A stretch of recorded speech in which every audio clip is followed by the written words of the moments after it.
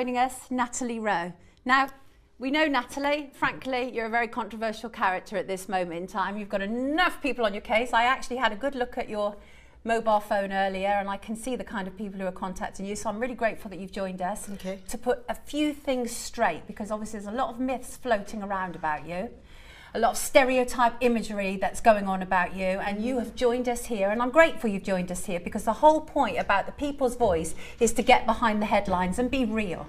And you and I now know we've had a decent conversation off camera, and we both know that we are two women who want to be real. Absolutely. Then let's do it, okay? If you can give us a little bit of your history, please. As far as I can see, let's kick off about this escort agency, which obviously people have been talking about.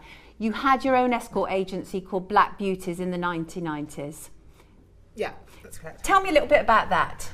Well, initially I was working for an escort agency, and they said that there wasn't much people asking for black girls. Right. At some point I realised that wasn't true. Right. To cut a long story short, I decided that I'd set up my own agency that to fill a gap in the market. Yeah, absolutely, and there was a big gap, and I did fill it. Right. Literally. Love it. So you set up that agency, and was the aim to have to be sort of a high class escort agency? Was that the aim? Well, to be honest with you, the first. I actually thought that it would be a very small cottage industry, sort of a couple of girls. Right. But then the demand for black girls was actually a surprise to me. Right. And so as the demand became bigger, I had to then employ more girls. Right. So from our chat earlier, there was this whole thing of trying to get Naomi Campbell lookalikes. That's not quite true. Right, go on. I had varied types of girls. Right. It was when a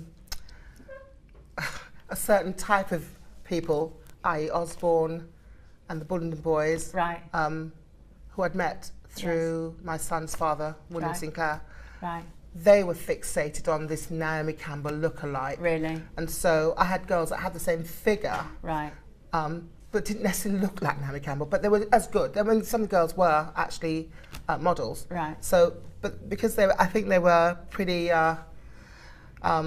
unexperienced when it came to black girls, the first thing that came to their mind was, can we have one that looks like Naomi Campbell? Oh, I see. I see. I'm with you. Yeah. I'm with you. Yeah. So, look, seeing as you've cut to the chase, you've gone straight to the Bulletin Boys, which is fine, because I am a woman who's quite happy to go straight for the juggler. Right. Great. So you and I are singing from the same sheet on this. Okay. So tell me about the Bulletin Boys. Let's just go quite naturally. Tell me the first thing off the top of your head. Well, first of all, I've only sent the girls that worked for me, and I'm going to be clear, they were prostitutes. Right. I only sent them on one occasion in 1994 to the Bulletin Club. Right.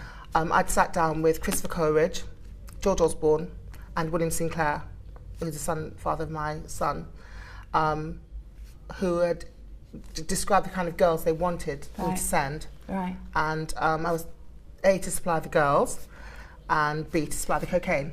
Right. I sat with all three of them, George, William, Christopher, and discussed what kind of girls, how much drugs they wanted, and they described what kind of girls they wanted, i.e. this Naomi Campbell lookalike. Right. What they meant was they didn't want anyone fat. Right. They wanted tall, slim.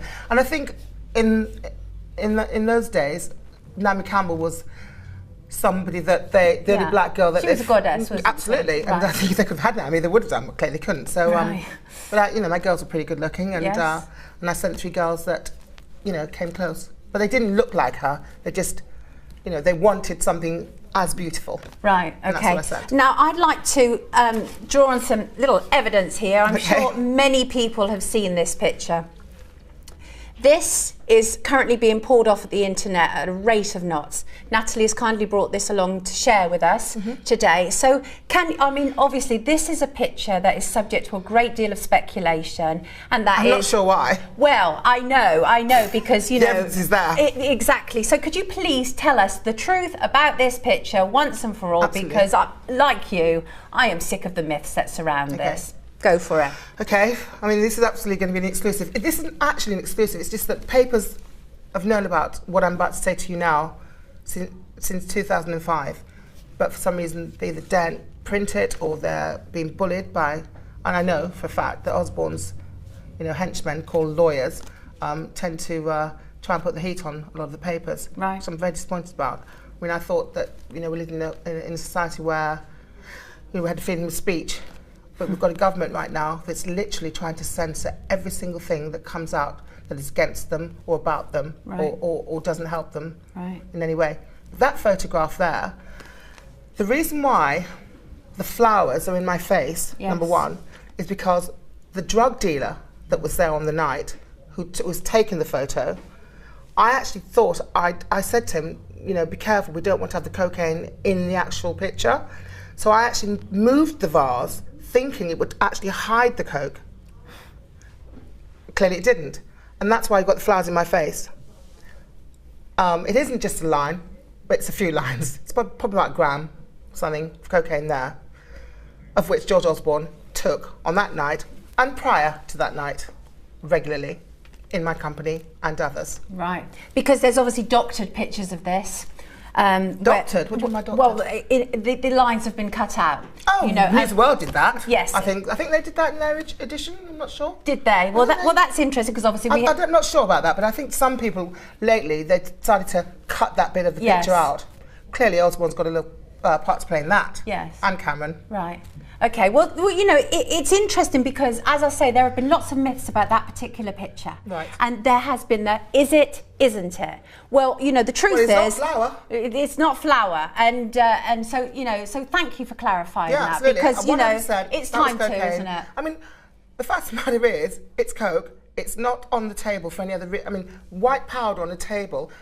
Another thing, the reason why there's a bit of long white paper there that's unravelling... Yes. ...is because William used to nosebleed. So when we used to use the notes to snort, the boys, especially George in particular, and Christopher, they didn't like the idea because William would nosebleed, so it would bleed when he snorted on the money. So what we did then, as is in the picture, right. we rolled up a piece of white paper, yes. so you can see that next to the coke. Yes. And that's why it's not a note anymore, because he yes. kept on bleeding, nose bleeding.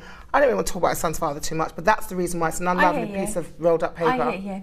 Yeah, it's very insightful what you say. When I said to people, we're going to have Natalie Rowe on, she's going to be my first guest. And some people said to me, isn't that a bit sensational? Really? Well, yes, because you know how some people are. But as far as I'm concerned... What do they mean by that? Well, because they think we're just going for a kind of, a tabloid headline. But clearly we're not. Because we're not. We're having a decent, proper conversation that human beings are allowed to in an uncensored environment. Well, if George had his way, and hopefully we'll get to that at some point today. Yes. Nobody would be talking about him at all to do with his past murky life. Right. I hear you. So, what I want to also look at is what's happened to you recently. Okay. You talked about the book. That's an unashamed plug because, the lady has actually come in despite all manner of different obstacles that she's encountering at this moment in time. And I, for one, actually applaud her guts. Okay. No, not at all. So I'm quite happy to give that a little... Chief Whip. Yeah, Chief Whip indeed. I Memoirs of a Dominatrix. I thought that the title was hilarious. Yeah. So, so let's look at that. When you started to talk about that publicly recently, okay, I read that you then subsequently experienced a dawn raid by drug officers, ramming your home. Well, they didn't actually ram the door. Yeah, of course, obviously not. They would have vehicle. done had they not opened it up. Yes. I mean, it was Were you asleep? Unbelievable. I think I'd woken up because I've got a pet and I was feeding him, and I went back to bed, had the radio on LBC, I love to listen to that in the mornings. Right. And I heard a knock on the door, and when I looked through the peephole, there was a person dressed as, well, I now know it was a police officer, but he was dressed as a postman. Right. And dressed as a postman? He was dressed as a postman. Okay. And he said he had a delivery for Natalie Rowe. Well, Natalie Rowe isn't actually my real name, and I wouldn't normally get a delivery in that name. Right. So I was suspicious. But I'd had a visit the night before from a journalist from the Mail on Sunday. Right. So I thought it was another journalist trying to, speak to me. So I said to him, leave it on the doorstep and I'll come out and get it. And he put it on the floor, and I could see through the people. But I thought the person wouldn't do that because you've got to sign for it. Right. But he did actually look past me and pretend that he was reading. I said, who's it for? He said, N. Rowe. And he then went around the corner. I could still see he hadn't gone out the actual building. And so I opened it with my chain on and said, so you can take the pass with you. I can't remember if I said I don't believe you're a postman, but I said, take it with you. And I shut the door. And as I shut the door, just as I shut the door, I looked at the people again and saw just a rush of black figures. And it was open the door, drug squad. And I had a top on and my knickers. And I said, can I just put my skirt on? And they said, no, and open it now, otherwise we're going to break the door in. So I literally had to open the door at that instant. Were you not petrified? Absolutely in shock. Yeah. Drug squad. Yeah. You know, maybe, you know, if it be something other like, you know, I don't know what, a drug squad was the last thing that I would have expected the police to be at my door for. Right. Don't do drugs. Right. Don't do drugs, don't take drugs, don't sell Right. drugs, nothing. Past is the past. Of course I indulged then. Right. Especially with Osborne, but I don't do it anymore. And also I think I know I read actually that you said that they asked you about your book. Well, what happened was that one of the officers, the lead officer, you know, the one that signed the documents after the papers to leave with you, I said to him, why would I be selling drugs? Right. Why would you? Right. What is this? And I'm trying to remember how it all went. He said, why didn't you open the door immediately? And I said, because I thought you were a journalist. And he said, why would you think it was a journalist? I said, because there was a journalist here yesterday. Right. And then he said, oh, was it to do with your memoirs? Uh-huh. And I said, why? And I didn't want to get into that. Suddenly the alarm bell started ringing. Right. And I said, well, why would you say memoirs and not non-fiction or something? And I said, and also, why have you got sort of 10 officers when you could just have brought a sniffer dog, made this very quick and swift, and he said, because of government cuts. And I just thought, I'm being wound up here. Wow. And Okay. actually, can I say something? Yes, of course. It would have been cheaper to use a dog than 12 officers in anyone's Good book. sniffer dog. Yeah. Yeah. Than 12 officers, Right. you know, wasting people's money, taxpayers' money, knowing there isn't any drugs there. Right. And where did they get the information from? So what did you deduce from that? Well, apparently what he said was a tip-off from the public. In that case, Sonia, then I should call up the police tomorrow for anyone that I've got a grievance against and say, actually, they're selling drugs, and see how quick they're going to go around there and threaten to break their door in and upheave their whole house. They also locked me in my living room. Yes. I couldn't see what they were doing anywhere in my apartment. I asked if I could call my lawyer. I was told no. Right. I asked if I could have a friend to witness them searching the rest of my apartment because I wanted to see what they were doing. Yes. I thought they could plant something. These are all my legal rights that was denied, and that's why I'm not going to let it go. Right.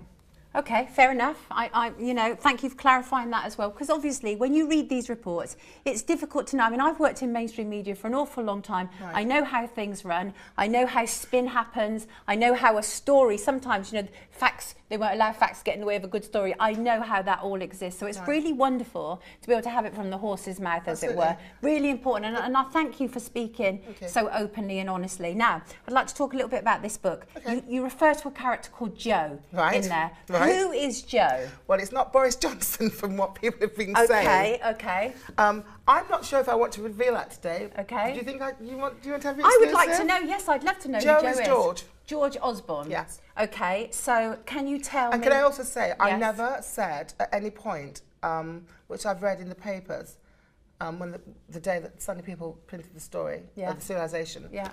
I didn't say that Joe was not George Osborne. Right. And my publishers got involved with that and their lawyers. Right. And it's bloody annoying. Right. I didn't want to change any of the names in the book. Right. It was taken out of my control. Who took that out of your control? But my publisher, and it was also my agent, did that. Right. For their legal reasons. But I'm on record now. First of all, I will give a list, either a bit through a blog or through a newspaper or through you, of the real names of every single person in this book. Right. Joe is George Osborne.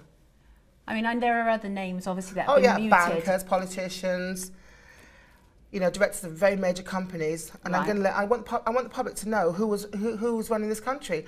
I'll give you an example. There's a guy in the book, I think he's under the name JB, I'm not too sure because I didn't change the names myself. Right. His real name is JR, which stood for John Robson. John Robson. He worked for Lloyd's of London, in Lloyd's of London.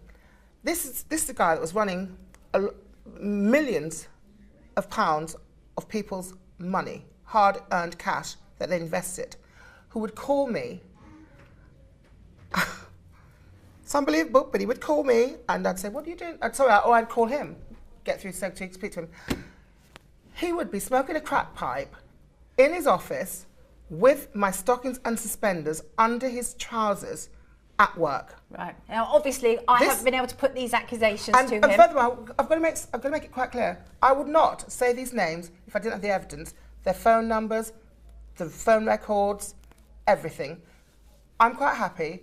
If anyone wants to investigate me or take me to court, I'm not a stupid person. I'm not going to mention anybody unless I have the complete 100% evidence. Well, what I'd just like to say... And that's a banker. Well, what I'd just like to say, because it's really important, because one of my things about actually working on the People's Voice is that we are not going to libel anybody unless we know for certain. Now, obviously, I don't know this, so this is what you're alleging at this moment in time, but I would like to take the opportunity to say at this moment in time, an absolute public appeal that anybody's names who might slip out of this wonderful woman's mouth next to me today, if we are offering you the right to reply, if you want to say that as an absolute outrage and it's scandalous, you can come and sit next to me and we can rap as well. Just so you're talking about the actual person I've mentioned? Yes. Absolutely. Well, go ahead. There are lots of John Robsons there. Yes. Well, but you know, the bottom line is he knows who he is. In fact, everyone in this book knows who they are. Right. And this is not, I'm not trying to out people. Right. I'm trying to let the public know exactly what is going on with people in the establishment that are using your money, playing with your money, the government, and they know they are, you know, the two Tweedledum and Tweedledees. The fact of the matter is these people were using my services, and first of all, I'm not the only girl that has these people, that had these kind of guys using their services. It's still happening. And there's the pillow talk, obviously. You know, we had it all with Christine Keeler back in the 60s, that whole issue there, and it is still happening now. But, you know, one of the things that strikes me, you know, it's really easy to dismiss somebody with your history, isn't it? And they've given it a good shot, haven't they, though? You know, this is what we were talking about earlier. Yeah. You know, because it's like, okay, well, it's so easy to discredit you. Why me? I know, but just because of your involvement in an escort agency, and they'll play on that. There's Heidi Flies. Right. There's the lady that wrote Belle de Jour. Right. Why are they sort of glamorised and yet I'm vilified? Right. I think there are lots of reasons behind it. I'm going to use the race card here. Right. That if I'd been blonde and blue-eyed, I think there'd be a different perspective about me. Right. I don't think the establishment expected someone like me, a Yorkshire girl, black to boot, to have been able to control and have those kind of guys in my power, and I did. Right. They were on all fours, getting spanked. I controlled them. I knew all their inner secrets. A couple of them were gay. Right now, I won't tell you what they're... Obviously, you can't tell us any names at this moment, right? I mean, the fact of the matter is, you get all this, they were worried about their wives knowing this, and I'd set them up with boys, black boys generally. The fact of the matter is, they're liars and hypocrites. I think what the establishment are embarrassed about now is that as a black woman, they don't want to be social. It's like, eat with you, but won't with you. Right. I hear you, and definitely not publicly, yeah? No, and so they're embarrassed by it. I mean, I'm not saying the whole media's embarrassed by it.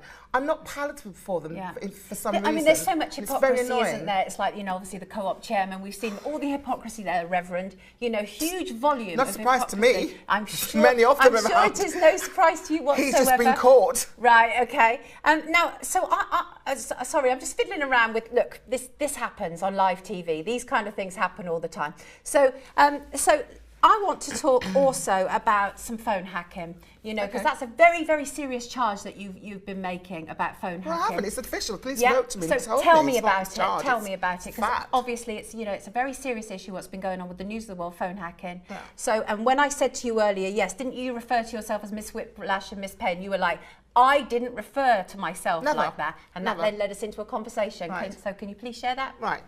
I've never called myself Mistress Payne or Miss Whiplash. That was manufactured by the News of the World. I never gave the story to the News of the World. The story was given to the Sunday People. Sorry, the Sunday Mirror.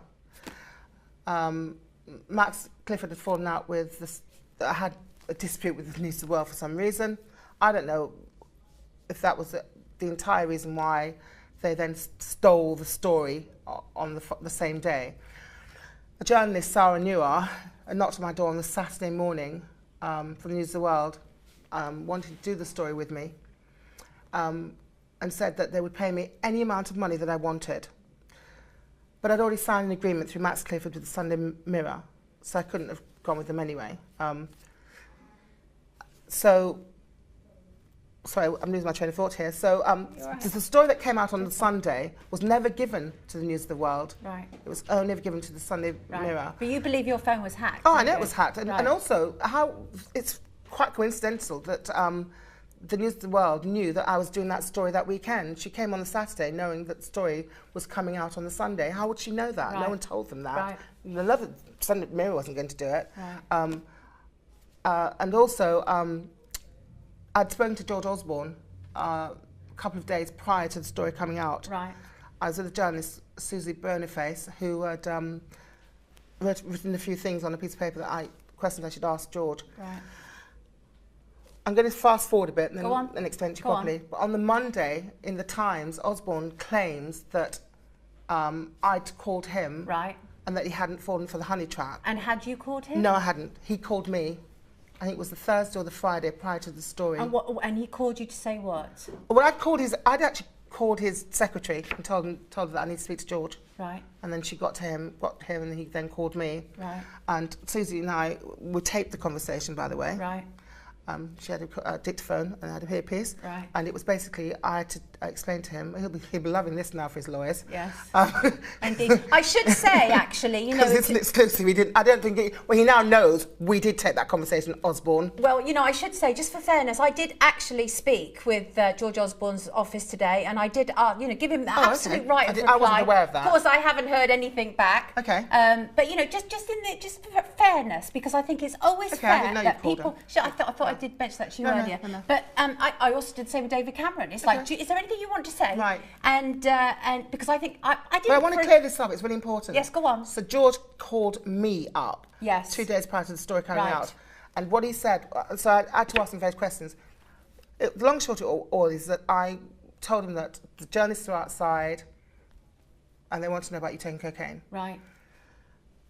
That was for him because we needed him to... What was his response to that? Well, the long short was he told me to lie. Right. That he hadn't taken cocaine. Our Chancellor of the Exchequer told you to lie? Yes, he did. We needed to get on tape as well. Right. That's why I'm happy to see you in court, George. Any day. Right, okay. And you've also, because I've been following some of your tweets this weekend, and so you've had a few... So can I make it quite clear that? Because I think it's really important. Absolutely. I think you have made that, you've established that. George Osborne called me. I told him what was going on. He basically told me to lie about his use of cocaine. Right. It was just, and there was a journalist who's now called Street V Fox, I think she's now called, was there. I hear you, absolutely, and that's your witness. Obviously, I haven't heard that tape. Okay. But well, she has it. Right, okay. But I was reading some of your tweets this weekend. You had a few choice words to say about our Prime Minister as well. Did I?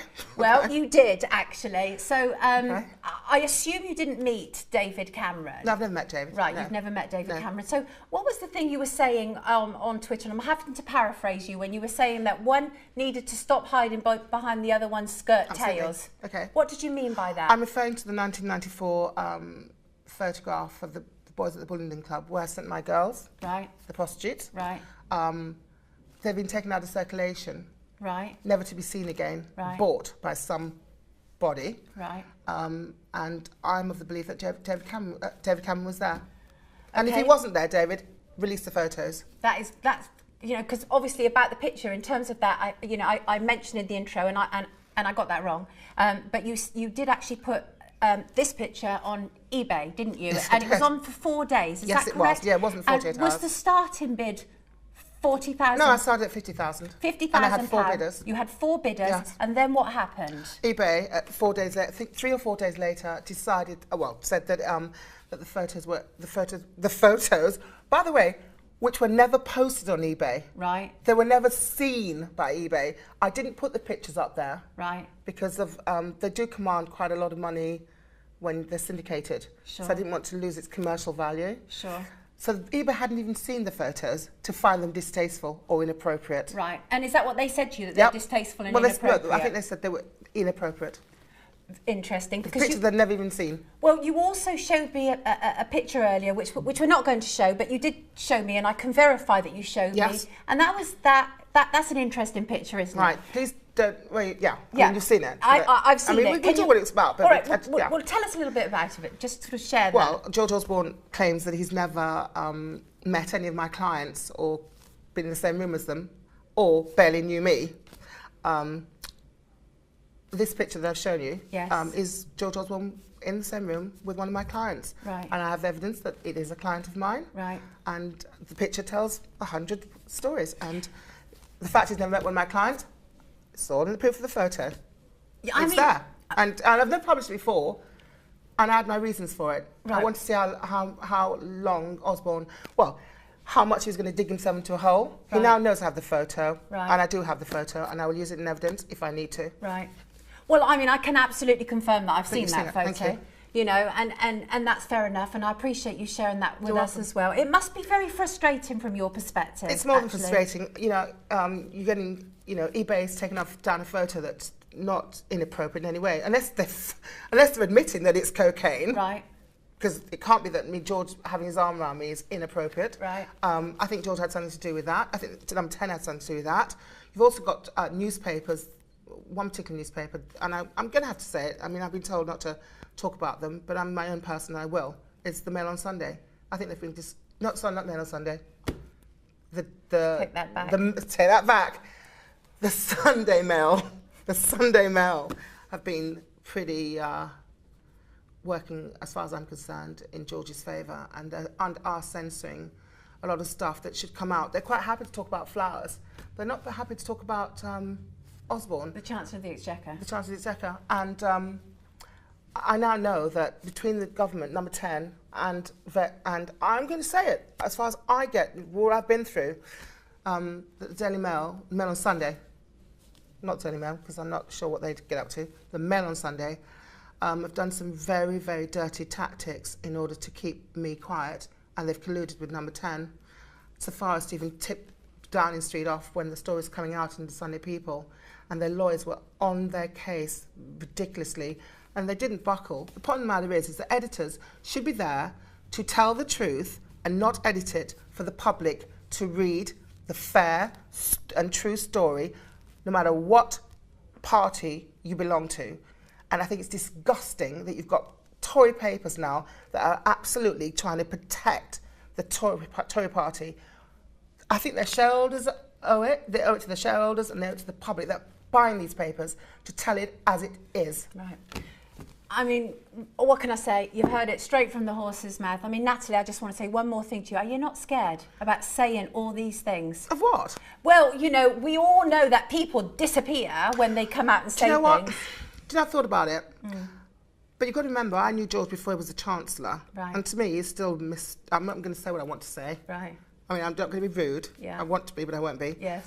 You know, George is still the George I remember from the past. Right. My son's father, William Sinclair, you know, he's, you know, look, if they want to do something to me, then I'm not going to live my life in fear. Well, exactly. You know what we were talking about earlier, the whole idea what Martin Luther King said, and that is if you're quiet about things that are important, you are already half dead. I'm not trying to sort of, you know, this is not the civil rights movement. Yes. This is just me talking about some past stuff that a Chancellor and other politicians got up to. Yes.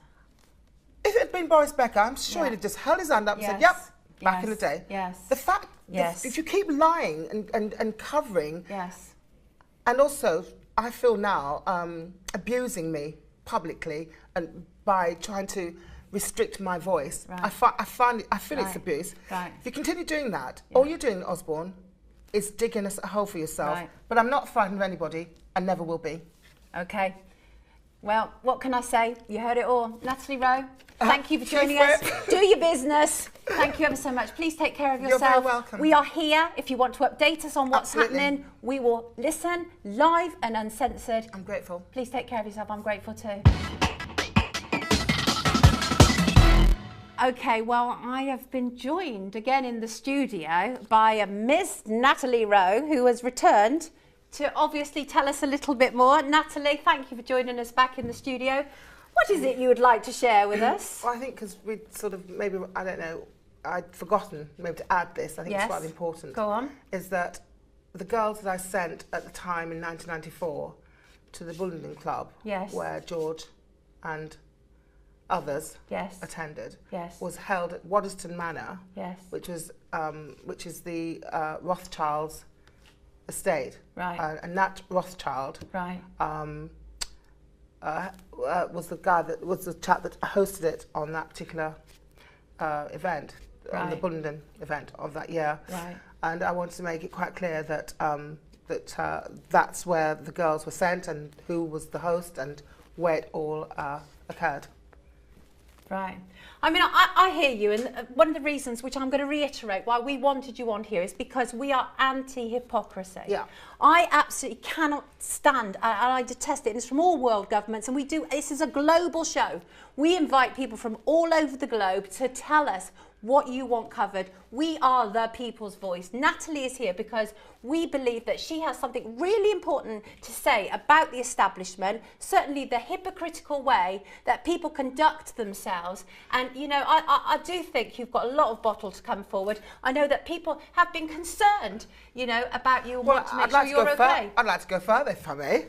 I mean... the floor is yours. Well, I sent 3 girls, and, you know, for want of a better word, the truth of the matter is they were prostitutes. Right. I've been told in the past by journalists in the media, don't call them prostitutes, call them strippers. They weren't. Right. They were hookers, simple as. And Nat Rothschild, who's a friend of George Osborne, did partake in the pleasures of those girls' delights. Right. I know it's quite, you know, it's pretty out there for me to even come, because people say, well, you don't really want to cross those type of people. Right. I'm not frightened of any of them. Right, well, clearly, And the truth is the truth. I can tell you, this is a woman who has a lot of bottle. And the truth is the truth. Yeah. And I want people to know it. Well, you know, the truth is a powerful tool, isn't Absolutely. it? You know, and they always say, you know, you speak the truth and it sets you free. Right. And as I hear, Nat Rothschild at the moment isn't too fond of Osborne, George Osborne, and which I found quite odd, you see, when George kind of tried to spill the beans to do with that yacht back in the day. I can't remember, you know, that story, what it was all about. But I was quite curious as to how George had decided to pee off Rothschild, Nathaniel Rothschild. I called him Nat in the day. Right. When Nat clearly has a lot of secrets that he could expose Osborne in. But I'm just putting it out there. That's where it was. That's where it was held. Right. And that's well, do you know, it's been really interesting because the responses to you coming on, people think you're incredibly brave. People Really? are very worried about your safety, I have to say, because it's not unusual people suddenly disappear after they said something. You know what? I'm out. hardly a bloody risk to the country. It's ridiculous. Well, but what you are saying is that you are clearly showing the hypocrisy in our establishment. That's what you're clearly showing. And also, I mean, you've actually come on here today and, you know, you've named our Chancellor of the Exchequer. Well, to me, he's not the Chancellor, he's George. It was on all fours back in the day. George on all fours. I don't know how you follow that. I'm not fazed by Osborne in the least. I remember him in a completely different way. Right, I bet you do. And the rest of them. They're my little boys. It's really funny. They say, don't they? And that is if you're stood up and you're giving a speech, I always imagine people naked. He's playing a merry dance with me now as we speak. Right. That's what he's doing. He's getting his rocks off. You know, do you feel that? Well, yes. He's having that same slave mistress thing with me. Right. I'll peer off, see what she does. She'll come back. Bottom line is, he's still going to be George to me. Little old George, baby George, with his mistress. And that's it. He's not the Chancellor, in my words. In fact, William Sinclair, my son's father, would have been a better Chancellor, more educated, more classy. Right. And William, by the way, who George tried to throw under the bus by saying, oh, back in the day, William was a drug addict and he tried to save him. George didn't do diddly at all. Christopher Coleridge is the one that tried to help my William Sinclair. Right. George used William Sinclair just to cover up his dirty past. And the good news is that, what George needs to be careful about is that William could and can still spill the beans on George and what he got up to. This drug addict, as George wants to call him, has been the most loyal person for George Osborne. Let me ask you one more thing. And George has been disloyal to him. Well, you kind of started the show with me and you're ending the show with me, so I want to ask you one more thing. What do you hope to get out of sitting here today and just saying it as it is. What I want is for the government and the establishments to know is that when you decide that if you commit something in the past, whatever it may be, for me, if George is in government and he's not being honest, he's trying to slander me and he's lying. And what he's trying to, for me, why should you trust somebody that is capable of lying and cheating and covering up? Because had he been, I would have respected him, and this probably would have gone away and we'd never heard of Osborne again as far as my life was concerned, had he told the truth in the beginning. Right. The bottom line is he's lied about William Sinclair, he's lied about me, and he's covering his tracks. And I think George Osborne, what lengths will he go to cover up his murky past? Or what if something else is going on in his life? What will he do to cover that up? Well, you know, what can I say? You know, thanks, Natalie. Thanks for coming back in again. And that's what People's Voice is really about. We are that live. If somebody's got something to say, well, they just come back into the studio. Thank you for joining us. I don't claim for it to have been perfect, but we gave it our best shot. Please join us again tomorrow. Lovely. Thank you so much.